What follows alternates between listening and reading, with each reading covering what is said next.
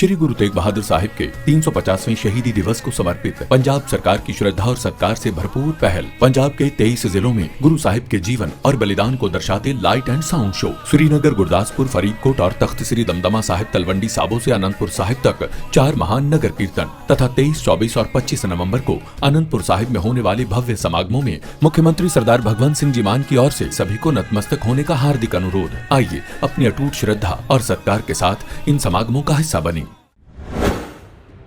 नए श्रम कानूनों के विरोध में ट्रेड यूनियनें आज करेंगी राष्ट्रव्यापी प्रदर्शन। ट्रेड यूनियनों ने सरकार के जरिए लेबर कोड्स को लागू किए जाने के फैसले की कड़ी निंदा की। लेबर कोड को बताया मजदूर विरोधी, बताया कंपनियों को फायदा पहुंचाने वाला। ट्रेड यूनियनों का दावा, केंद्र सरकार ने देश के मजदूरों के साथ किया बड़ा धोखा। किसानों के दिल्ली मार्च के 5 साल पूरे। इस मौके पर देश भर में प्रदर्शन करेगा एसकेएम। सरकार से अधूरे वादों को पूरा करने की करेगा मांग।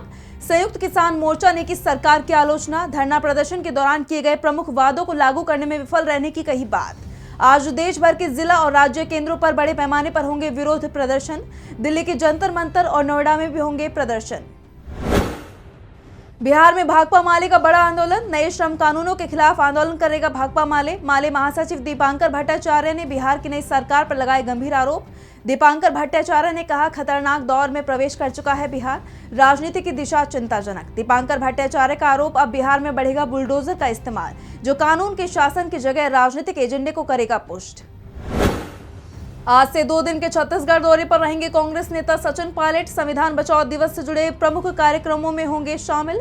दोपहर 12:30 बजे पहुंचेंगे रायपुर। पार्टी पदाधिकारियों की लेंगे बैठक। कई मुद्दों पर बैठक में हो सकती है चर्चा।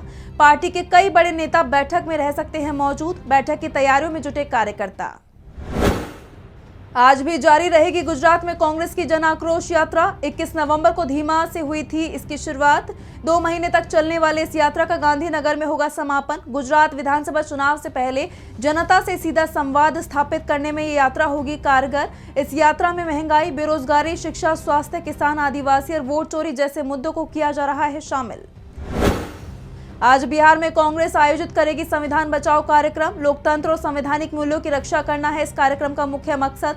कार्यक्रम के तहत लोगों को किया जाएगा जागरूक। कार्यक्रम की तैयारियों में जुटी पार्टी के दिग्गज कार्यक्रम में हो सकते हैं शामिल। तमिलनाडु के मुख्यमंत्री एमके स्टालिन के कोयम्बटूर और इरोड जिलों के दौरे का आखिरी दिन आज। कोयम्बटूर में सेमोजी पार्क और इरोड जिले में स्वतंत्रता सेनानी पोलन की मूर्ति का उद्घाटन करेंगे सीएम स्टालिन। इसके बाद स्टालिन कोयम्बटूर में आयोजित टीएन राइजिंग कॉन्क्लेव में भाग लेंगे, जहां पर विभिन्न कंपनियों के साथ कई समझौता ज्ञापनों पर हस्ताक्षर किए जाने की जताई जा रही है उम्मीद। उत्तराखंड के बद्रीनाथ धाम में मौजूद आदि केदारेश्वर और शंकराचार्य मंदिर के कपाट बंद, अब 6 महीने बाद खुलेंगे।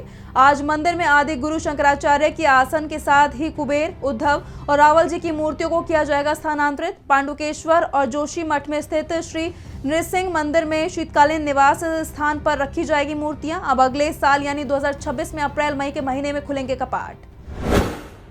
भारत को कॉमनवेल्थ गेम्स 2030 की मेजबानी मिलना लगभग तय, आज हो सकती है इसकी औपचारिक घोषणा।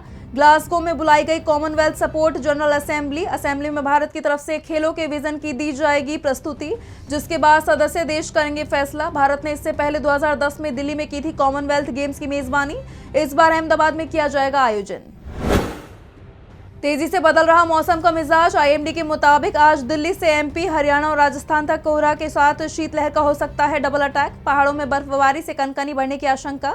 तमिलनाडु और केरल के कई हिस्से में बारिश की संभावना। मौसम विभाग ने अगले 48 घंटों में दक्षिणी बंगाल की खाड़ी में चक्रवाती तूफान की जताई आशंका। मलेशिया के पास बना है निम्न दबाव का क्षेत्र, 30 समुद्री मील तक पहुंच सकती हैं हवाएं।